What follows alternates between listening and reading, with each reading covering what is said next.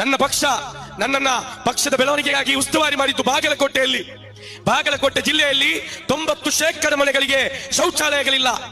ಆ 90% ಶೌಚಾಲಯಗಳಿಲ್ಲ ಇರದಿರುವಂತಹ ಸಮುದಾಯಗಳು ಯಾವುದಂತ ಹೇಳಿದ್ರೆ ದಲಿತ ಮತ್ತು ಅಲ್ಪಸಂಖ್ಯಾತ ಸಮುದಾಯಗಳು.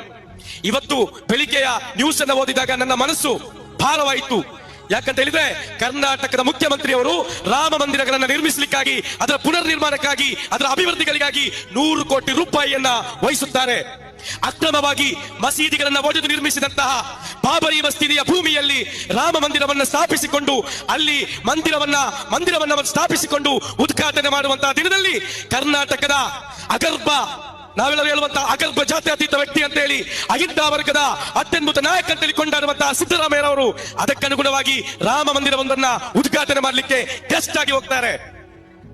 ನಾವು ಅರ್ಥ ಮಾಡಿಕೊಳ್ಬೇಕು, ಈ ಭಾರತದಲ್ಲಿ ನಾಳೆ ಒಂದು ದಿನ ಸಂಘ ಪರಿವಾರ ಬಿಜೆಪಿ ಎಲ್ಲ ಒಂದುಗೂಡಿ ಹಿಂದೂ ರಾಷ್ಟ್ರವನ್ನ ಘೋಷಣೆ ಮಾಡಿದ್ರೆ ಕಾಂಗ್ರೆಸ್ ಅದನ್ನು ಸ್ವಾಗತಿಸಬಹುದು, ಅದನ್ನು ವಿರೋಧಿಸಬಹುದು ಅನ್ನೋದನ್ನ ಈ ರಾಜ್ಯದ ಜನಗಳು, ಪ್ರಜ್ಞಾವಂತ ನಾಗರಿಕರು, ಸಂವಿಧಾನ ಪ್ರೇಮಿಗಳು, ಚುನಾವಣೆಗಳಲ್ಲಿ ಕಾಂಗ್ರೆಸ್ಗಾಗಿ ಪಕ್ಕಟ್ಟಿರುವಂತಹ ಪ್ರಗತಿಪರರು, ಚಿಂತಕರು, ಲೇಖ ನೀಡಿದವರು ಎಲ್ಲರೂ ಕೂಡ ಆಲೋಚಿಸಬೇಕಾದಂತಹ ಒಂದು ಸಂದರ್ಭದಲ್ಲಾಗಿದೆ ನಾವಿರುವಂತಹದ್ದು.